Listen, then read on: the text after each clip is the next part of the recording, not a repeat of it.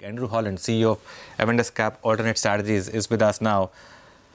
Andrew, good morning. So, how's it looking? Are you now looking to cut some of your shorts, add longs at these levels, or you think this is still a good time to perhaps have a lot of shorts in system?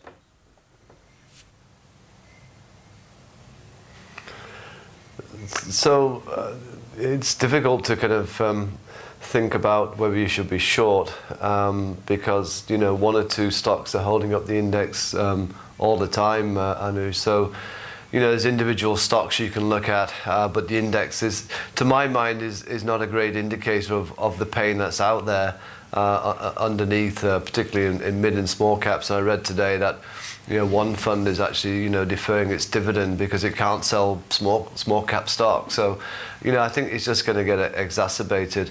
I think if I think about the flows that we've had into India from FIIs, it's all been passive because it's been emerging market flows. If the risk-off trade is happening, then we're going to be hit by outflows from FIIs as well, passive outflows, I must add, which will just exacerbate. So I think the next stop for the index is probably 10,500, and then we'll see what damage is being caused around then.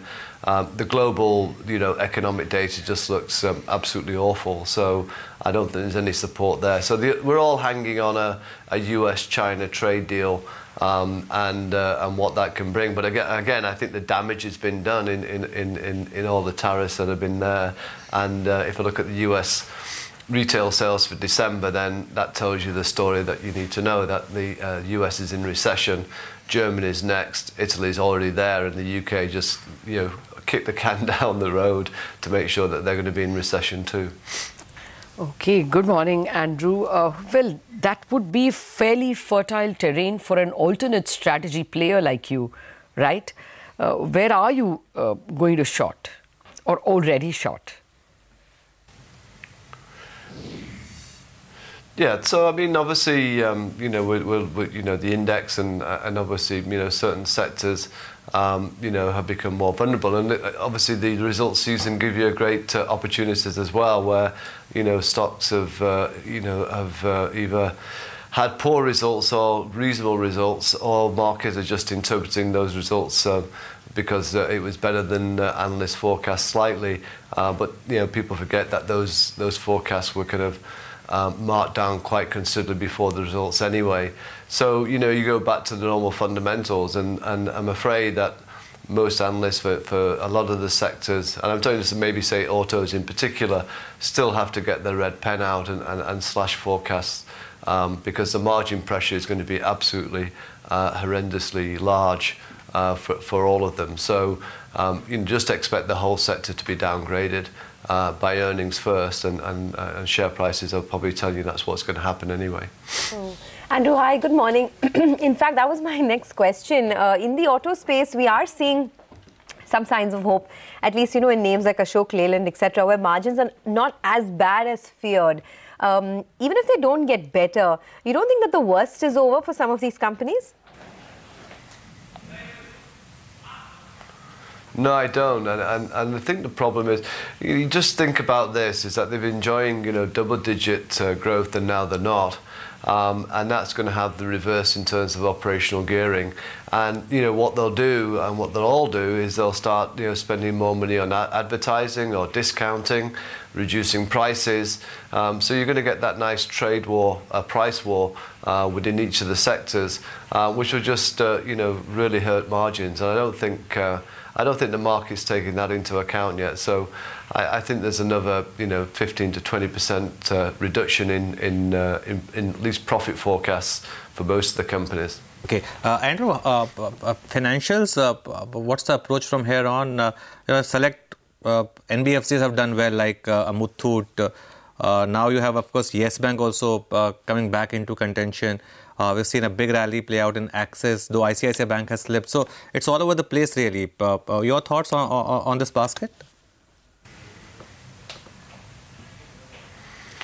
Yeah, I mean, boringly, Anuj, we still like the private banks and we're still sticking to that. I think there is an interesting change going on with all the different management or new management coming in at most of the banks, and I think that will change the the kind of pecking order over the next few years. So there is an opportunity to pick some winners from that. Which is what we're doing more work on, and seeing who the teams that are being kind of put together. Certainly, for Axis Bank, they are putting together, it seems, a good team. We'll see what the new management at Yes does as well. So you're going to get opportunities to look at these private banks again with a different angle and different growth kind of forecast going forward. I still, my problem is this: is I think there's a second wave. I talked about it last time on the day of the credit policy. There's a second wave of problems sweeping through the NBFC and real estate sector, and I don't think they're going away this time. I think we increased stamp duty here in Bombay by 1%. I'm sure that's not going to go great guns for the real estate companies. So, if markets fall, a lot of things come from underneath the carpet, and I'm afraid that's going to be in the real estate sector, and that's going to spook markets. And you're seeing it in share prices of some of the NBFCs, which fundamentally, 6 months ago everyone was liking. And now I kind of thinking, why is the share price, more than halved over that period? Mm-hmm. Okay. Actually, the leverage has gone way beyond real estate and NBFC, and the trouble, isn't it, Andrew? I mean, look at the kind of news we are getting. Bharti downgrade, SL Group in trouble. It's hit everyone with leverage, and looks like an overwhelming number of Indian stocks, Indian corporates are deep in leverage. Yeah, you were going to say something, Anuj? I think Page Industries, I was making this point yesterday as well on Page Industries. May have bottomed? No, not at all. In fact, if you see the chart of the stock, just look at that stock now. It's collapsing now 500 rupees. And I think the numbers are because of change in accounting. There are a lot of one-offs, a lot of adjustments in the numbers. So this is looking quite interesting. This is by far the most expensive stock in the market, and I think the results that you had, there are a lot of adjustments because of Kotak is saying it's unpage-like, low-quality outperformance because they've made a lot of adjustments to arrive at these results. So not surprised that you're seeing this kind of move, and that was the point I was making in closing bell as well yesterday, that this is still perhaps one of the stocks where I don't have any comfort. In fact, the market as well, the mid-cap index is now down almost 1%. The advanced decline ratio has weakened considerably. Andrew, I wanted your thoughts on how to approach some of these pharma stocks, because as we speak, names like Glenmark are down about 5%, and the commentary that we're just getting from the management in the conference call is that the pricing environment continues to be very challenging in the US. You think the worst is not over for many of these US-linked pharma companies? Well, there's no real surprise in that the pricing pressures in the US. We said before that for companies that enjoyed that kind of the generic part of the industry, which enjoyed such a great growth for a decade or more, the game's over and they've got to change themselves, and change means a lot of pain. And I don't think the pharma sector has even started in reassessing this or assessing it and doing anything about it. So whilst valuations you can say look okay or cheap, I just can't cross the line on this sector. There's still problems with inspections and rulings, unfavourable rulings. So until we start to see some big change, like we saw in the IT sector in terms of management and their thinking, then the pain is going to continue as far as I'm concerned. So it's a sector which you can't even hide it, because there's too many problems. Andrew, you began by saying that 10,500 or lower is pretty likely in the Nifty. What do you cling to? You said that, yes, private banks would be one of them. Is there anything else that you would cling to when the tide recedes?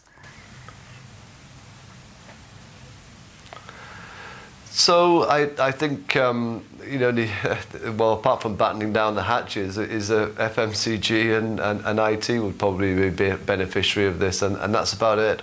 I think, just keep the safety, keep cash, and and watch the problems unfold, because despite global markets rising since the beginning of January, we haven't done much, and but even if we have done much in terms of the index moving higher, the pain underneath is telling me something different. So the market's telling you that there's some problem out there, which is whether it's starting to unfold, whether it's corporate governance, but certainly the market is anything that they don't like, changing of accounting standards to, changing of just not being as transparent on your earnings call, is just being, the share price is just being hit very considerably. So it could throw up some opportunities, but at the moment the market's not willing to look at them. So finally then, before we let you go, what kind of downside are you looking at from this market? I mean, do you think the 10,000 level on the Nifty could hold, or are we looking at lower levels through the course of the year?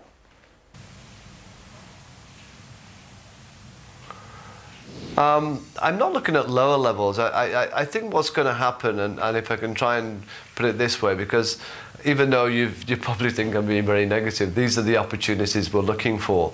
But it depends on what takes. I think 10,500 anyway is where we should be. I think the index is being held up by just a few stocks. So 10,000 would mean that the recession I've been talking about in developed markets is being recognised, and obviously markets will fall because of that. I think thereafter the Fed will have to reduce interest rates significantly, and I would use the word significantly from where we are. And even though they're not that high, they'll have to reduce them significantly. So just think, 6 months on, I'm not trying to bring the elections into this. You could have a scenario where interest rates are falling globally because of, downtrends. Ours will fall. Ours would anyway can fall, given the data. And you have oil prices and commodity prices a lot lower. So I think, then investors will turn back to India as being a safe haven. So it's the opportunities I'm looking for, even though markets might fall in this time. Okay. Andrew Holland, it's always a pleasure speaking with you. Thank you very much. You've kind of sugar-coated the pill. Yes, things are going to fall. There's leverage and that's not looking good. But this is exactly the point at which you should be buying. And, of course, lower interest rates expected.